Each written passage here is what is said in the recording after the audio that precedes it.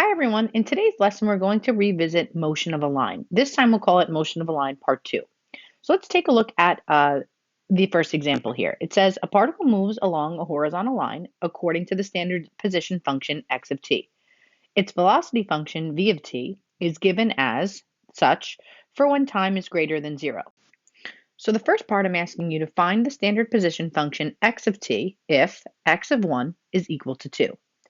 So we need to use integration and differential equations to do this. Why? Because they're giving us the velocity function. So let's start by writing that down. Our v of t function is 3t squared minus 48t plus 144. So if I want to go from velocity back to standard position, I have to integrate. So I'm going to integrate both sides, but we need to make sure we have a dt on the right side to make sure it matches, with the variables. So we know that the antiderivative of the velocity function is my standard position function, or my x of t, right? And the reason why is because we know that in order to go from x of t to v of t, we take the derivative, right? This means x prime. So if I want to go from v of t to x of t, I have to take the integral of v of t in order to get it. So it's just the opposite. Okay, so let's integrate. So we've got 3t to the third over 3. Remember, add 1 to the power and divide by that power. Same thing here. Add 1 to the power, divide by that power. And then the derivative of 144 is 144t. And we always have to remember a plus c. So if we can simplify this, we should. So let's leave this now as x of t is equal, these 3's will cancel, t to the third minus 48 divided by 2 is 24. So 24t squared plus 144t plus c. So in order to find the standard position function, we're going to need to use this information here. X of 1 is equal to 2. So what that means is when x is 1, right? X is the inside of the parentheses. Y is 2. So here is your y equals. It's okay that it's x of t, right? But it's like f of x. So this is your y equals. And your t's are your x's. So for my y equals, I'm going to plug in 2.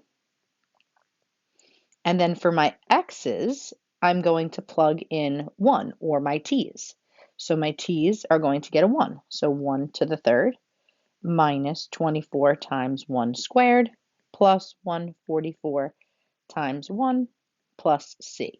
So the goal of plugging in this initial value will allow us to solve for c. And then we can just put it together, and that's our final answer.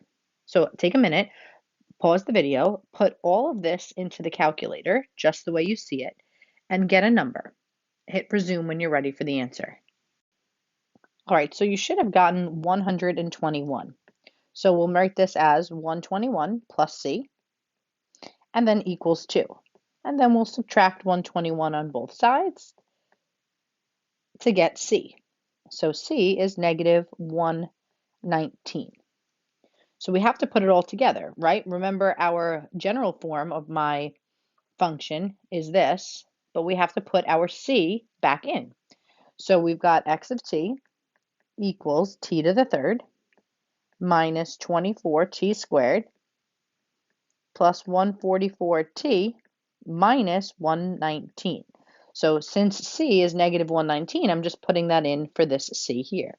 So this is my final answer for x of t. All right, excellent. So now let's move on to the second part. It says, where is the particle located on the horizontal line at time equals 2 seconds? So if you want to find the location of where the particle is, you need to look at your standard position function, your x of t. X of t gives you your position. So all we're going to do now is plug in 2 into my position function. So we need to calculate x of 2. And since we just found our x of t function, we can go ahead and put 2 in. So if you want, you can substitute with parentheses. So I'm substituting in for here. So 2 to the third minus 24 times 2 squared plus 144 times 2 minus 119. So if I want to find x of 2, all I have to do is plug that into the calculator. You can use the y equals if you'd like. You can plug all of this into the y equals and then just look for when x is 2. So take a minute, pause the video, and get an answer, and then hit resume when you're ready. Okay, so when x was 2, you should be getting that the y value is 81. So at time equals 2, the particle will be located at 81 units on that line. All right, let's review now things we did in motion part 1. Find the time where the particle is at rest or where it changes direction. Remember, the particle is at rest when the velocity function, or my v of t, is equal to 0. So v of t was actually given to us, right? That was our original function. So we're going to go back up to the top and we're going to focus our attention on this equation. So we have 3t squared minus 48t plus 144. So I'm going to set that velocity function equal to 0 and solve. So I'm wondering if I can take a GCF out. I'm thinking you can divide all of these things by 3, and that would make our life significantly easier. So let's take out a 3, and what would we be left with? So t squared minus 16t plus 48. So now, since we've got a leading coefficient of 1 on the inside, we can use add multiply. So the numbers that add to negative 16, that multiply to 48, I'll tell you is just x, or t, minus 12 and t minus 4. And then when we do a t-chart, set each piece equal to 0, that one's going to cancel. This will give me 12, and this will give me 4. So the time where the particle is at rest is simply 4 and 12. And that would be my final answer for this part. All right, last but not least, let's review how do I find the intervals of time where the particle is moving right and where the particle is moving left. So remember, when it's moving right is when v of t is positive, and it's moving left when v of t is negative. So you just need a v of t number line, and we have to put where it's at rest. So 4 and 12. You may also want to include 0 because time can never be negative, so that would be helpful there as well. And what we're going to do now is, since this is a v of t number line, my suggestion would be to put your v of t function into your y equals. So this function all the way over here, you're going to put into your y equals. And I want you to do a test value. We need to test a value that's less than 4, between 4 and 12, and a value that's greater. So take a minute, pause the video, and then hit resume once you've had the v of t in your y equals. All right, so now I want you to look at your table, and let's pick a value to test.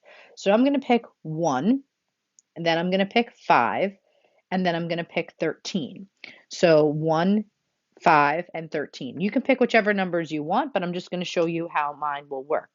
All right, so when x is 1, I have that it's 99. When x is 5, I have that it's negative 21. And when x is 13, I have that it's 27. So remember, all I care about is that these numbers are positive or negative. So 99 is a positive number. 4 and 12, between 4 and 12, you have negative 21, so this is a negative number. And 13 is a positive number. So that must mean the particle is moving to the right, where it's positive, and left, where it's negative.